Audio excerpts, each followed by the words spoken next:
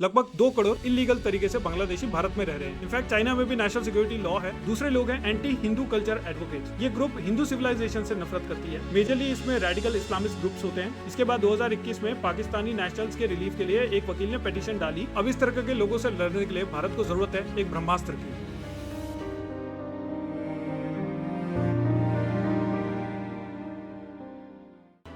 जब एक देश पे हमला होता है तो सवाल उठता है कि दुश्मन कौन है।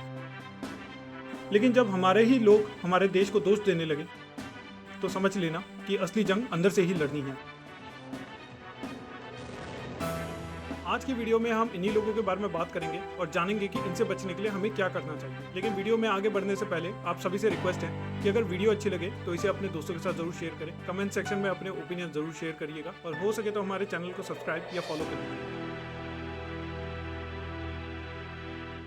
देखिए, पहलगाम अटैक में हमने अपने बहुत सारे इनोसेंट देशवासियों को खो दिया है। लेकिन सबसे दर्दनाक बात यह है कि इस पर्टिकुलर टेररिस्ट अटैक के बाद कई सारे लोग हमारे ही गवर्नमेंट को दोष देने लगे, कहने लगे कि ये गवर्नमेंट का स्टंट है, इलेक्शंस जीतने के लिए लोगों की बलि चढ़ाई जा रही है, एक्सेट्रा एक्सेट्रा। पर आप खुद सोचिए, क्या इस तरह की बातें बोलना देशभक्ति है या फिर ये कहीं ना कहीं दुश्मनों की भाषा बोलने वाली बात हो गई है। और इसी बीच नाम आया ज्योति मल्होत्रा का, एक जर्नलिस्ट जिन्होंने अपने एक लाइव वीडियो में डायरेक्ट टारगेट किया है कि ये अटैक गवर्नमेंट ने अलाउ किया है फॉर पॉलिटिकल गेम। ना टेररिस्ट का जिक्र, ना पाकिस्तान का, सिर्फ ब्लेम गेम खेला गया है। इसमें गवर्नमेंट की ही नहीं बट हर उस नागरिक की रिस्पॉन्सिबिलिटी है जो घूमने जाता है, जिसको वॉचफुल होना चाहिए।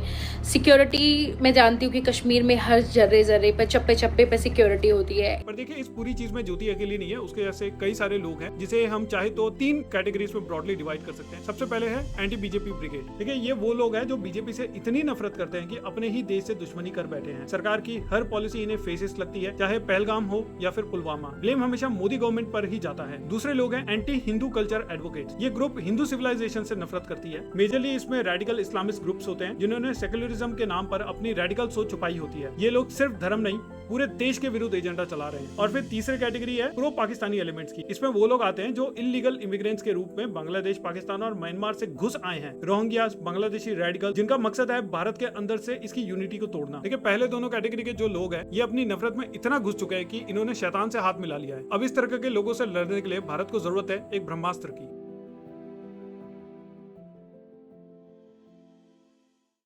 ठीक है, तो आखिर ये पेट्रियटिज्म एक्ट है क्या? देखिए, पेट्रियटिज्म एक्ट का मतलब है एक ऐसा कानून जो देश के खिलाफ बोलने, लिखने या फिर काम करने वाले लोगों को अकाउंटेबिलिटी में लेके आए, जो फ्रीडम ऑफ एक्सप्रेशन और नेशनल सिक्योरिटी के बीच में एक बैलेंस को एस्टैब्लिश करे। क्योंकि देखिए, ग्लोबली देशभक्ति को कानूनी तौर पे सिक्योर किया जाता है। ये लॉस इंश्योर करते हैं कि कोई भी सिटीजन या मीडिया आउटलेट राष्ट्र विरोधी प्रोपेगेंडा ना फैलाए। इसके कुछ एग्जांपल्स ले लेते हैं। अमेरिका में एस्पेनियोज एक्ट 1917 है जो इंश्योर करता है कि कोई भी पर्सन नेशनल सिक्योरिटी के खिलाफ डॉक्यूमेंट्स लीक ना करे या मिलिट्री ऑपरेशंस को ऑब्स्ट्रक्ट ना करे। वैसा ही यूके में ऑफिशियल सीक्रेट्स एक्ट 1911 है जो काफी स्ट्रिक्ट है। गवर्नमेंट या डिफेंस से रिलेटेड सेंसिटिव इंफॉर्मेशन को पब्लिक करना इस एक्ट के तहत क्रिमिनल ऑफेंस है। ये एक्ट उन जर्नलिस्ट और विसल ब्लोअर्स को डायरेक्टली टारगेट करता है जो नेशनल इंटरेस्ट के खिलाफ काम करते हैं। WikiLeaks founder Julian Assange arrested in London. In fact China में भी नेशनल सिक्योरिटी लॉ है जो चाइना की नेशनल सोवरेनिटी और टेरिटोरियल इंटीग्रिटी को मेंटेन करता है। लेकिन भारत में ऐसा कोई स्पेसिफिक लॉ नहीं है जो एंटी नेशनल एक्टिविटीज या स्पीच को डायरेक्टली टैकल करे।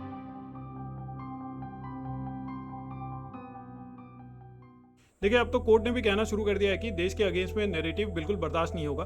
तो ऐसे सिचुएशन पे पेट्रियटिज्म एक्ट और भी जरूरी लगने लगा है।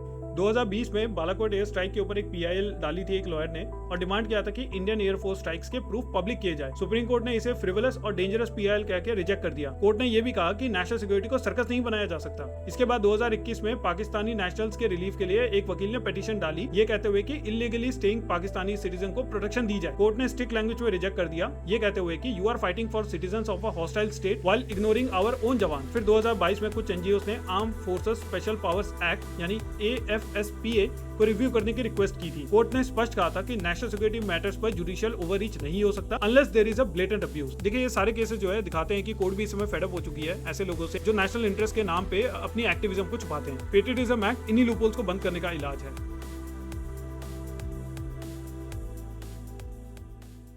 देखिए इलीगल इमिग्रेशन जो है भारत के लिए इस समय एक टिकिंग टाइम बॉम्ब बन चुका है। सिर्फ बांग्लादेशी इमिग्रेंट्स की बात करें तो एक एस्टिमेट के मुताबिक लगभग 2 करोड़ इलीगल तरीके से बांग्लादेशी भारत में रह रहे हैं और ये सिर्फ डेमोग्राफिक थ्रेट नहीं है बल्कि नेशनल सिक्योरिटी के लिए भी बहुत बड़ा खतरा है। उड़ीसा में 2021 तक 3740 इलीगल इन्फिल्ट्रेटर्स आइडेंटिफाई किए गए थे। केंद्रपड़ा में ही 1649, जगत सिंहपुर में 1112 स्टेट लेवल वेरिफिकेशन चल रहा है अब इनको डिपोर्ट करने के लिए। गुजरात में एक रिसेंट ऑपरेशन में लगभग 6500 सस्पेक्ट्स को डिटेन किया गया। इनमें से 450 बांग्लादेशी इलीगल तरीके से रह रहे थे, ना कोई वीजा ना कोई डॉक्यूमेंट। फिर जयपुर राजस्थान में जनवरी 2025 में 500 इलीगल इमिग्रेंट्स पकड़े गए, जिसमें से 394 रोहिंग्यास थे और 106 बांग्लादेशी। कर्नाटका में भी कुछ ऐसा ही हाल है। बैंगलोर और सराउंडिंग एरियाज में 137 इलीगल इमिग्रेंट्स पकड़े गए, इनमें से 25 तो पाकिस्तानी थे। कोच्चि केरला में ऑपरेशन क्लीन शुरू हुआ था जनवरी 2025 में, जिसमें 34 बांग्लादेशी इन्फिल्ट्रेटर्स अरेस्ट हुए थे। वैसा ही कुछ तमिलनाडु कोयम्बटूर में हुआ, जहाँ पे 31 बांग्लादेशी इलीगल इमिग्रेंट्स को एटीएस ने अरेस्ट किया। इनमें से कुछ लोग फेक आधार कार्ड और वोटर आईडी के साथ रह रहे थे। देखिए ये सिर्फ इलीगल एंट्री का इशू नहीं है, ऐसे लोग अपने साथ रेडिकल एलिमेंट्स भी लेके आते हैं। फिर कम्युनल टेंशन वाली सिचुएशन पे ऐसे ही लोग आगे जाके टेरर प्लानिंग का हिस्सा बन जाते हैं।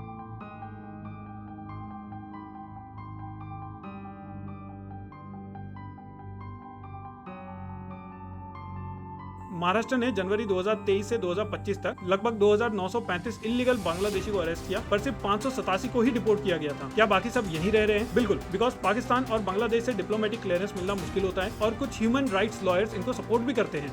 देखिए ये वही मूवमेंट है जब हमें पेट्रियटिज्म एक्ट की बहुत जरूरत है, क्योंकि हमें इस देश में एक ऐसा कानून चाहिए जो इन इलीगल इमिग्रेंट्स को नेशनल सिक्योरिटी की नजर से देखे, ना कि ह्यूमैनिटेरियन ग्राउंड से। ये एक्ट उन लोगों के लिए होगा जो भारत में रहकर भारत के अगेंस्ट प्लानिंग करते हैं, चाहे वो बांग्लादेशी हो, रोहिंग्या हो, पाकिस्तानी हो या फिर अपने ही देश का कोई रेडिकल सिंपैथाइजर।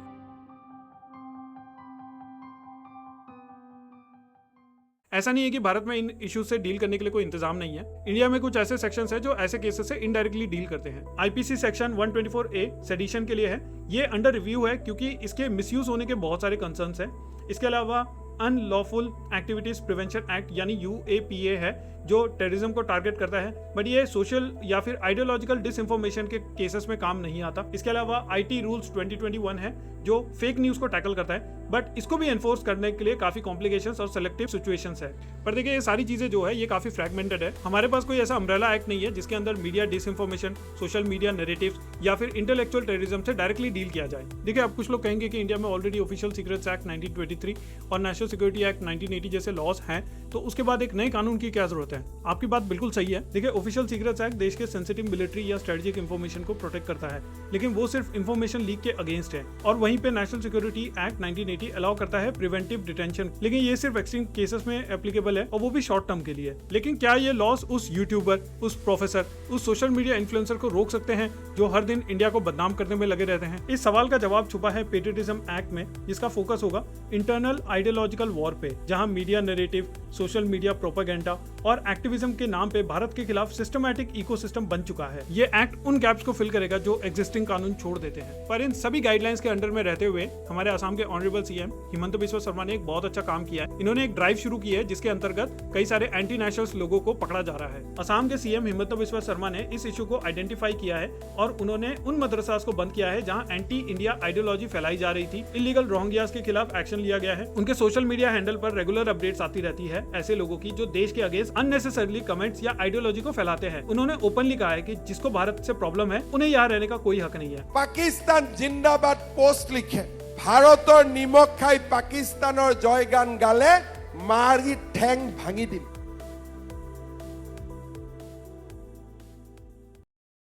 देखिए अब कुछ लोग कहेंगे कि ये फ्रीडम ऑफ स्पीच का इन्फ्रिंजमेंट है, पर आप खुद सोचिए कि भारत के टुकड़े करने वाले स्लोगन जो है क्या वो फ्रीडम ऑफ स्पीच के अंदर में आते हैं?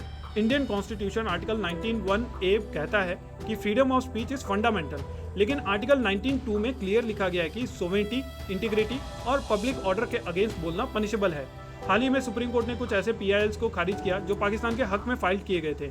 एक पिटीशन में एडवोकेट ने डिमांड किया कि गवर्नमेंट मिलिट्री एक्शन जस्टिफाई करे, जैसे कि भारत ने कोई गलत काम किया हो। दूसरी पिटीशन एक पाकिस्तानी नेशनल के लिए थी जिसमें भारत में रहने का हक मांगा गया, जबकि उसका वीजा कब का एक्सपायर हो चुका था। कोर्ट ने यह साफ कह दिया कि देश की सुरक्षा के मामले में जुडिशरी सॉफ्ट कॉर्नर नहीं दिखा सकती। यह लैंडमार्क मूवमेंट था जहां सुप्रीम कोर्ट ने भी इनडायरेक्टली ये मैसेज दिया कि राष्ट्र के खिलाफ नैरेटिव को टॉलरेट नहीं किया जा सकता। देखिए ये पेट्रियटिज्म एक्ट जो है ये उनकी आजादी को नहीं रोकेगा जो कंस्ट्रक्टिव क्रिटिसिज्म करते हैं, पर ये उनकी सांसें जरूर तोड़ देगा जो इस देश के टुकड़े करना चाहते हैं। लोगों को समझना होगा कि ये पेट्रियटिज्म एक्ट जो है ये आज के समय एक नीड है, कोई सेंसरशिप नहीं है। ये देश के दुश्मनों को सिग्नल देगा कि भारत अब चुप बैठने वाला नहीं है, क्योंकि आज देश की जंग सिर्फ बॉर्डर पे ही नहीं अंदर भी चल रही है, कभी पेन के जरिए, कभी माइक के जरिए और कभी ट्वीट्स के जरिए। अब आप भी बताएं कि आप क्या सोचते हैं, क्या भारत में पेट्रियटिज्म एक्ट होना चाहिए? आपके जो भी विचार है आप कमेंट सेक्शन में जरूर मेंशन कीजिए और मैं आपसे मिलता हूँ अगले वीडियो में। तब तक के लिए जय हिंद।